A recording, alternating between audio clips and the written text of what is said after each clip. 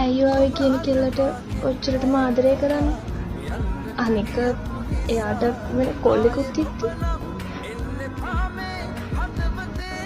එයාගේ ඇස් දෙක හිනාව මං කොහොම අමතක කරන්නද?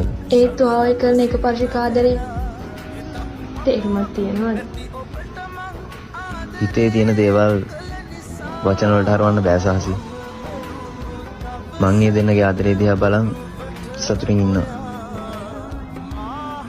ඇයි හැමදේම කියන කරන මට එයාව පෙන්වන්න බැරි? මොකද ඒ කෙනා ඔයා නිසා. ඔබ අද මාගෙන් ඈත්ලා යන්නට ගියපු නිසා ආයේ ඔබ නම් එන්න පාමේ හදවතේ ඉඩ සොයා ඔබ හට පවරපු ආදරේ සදහට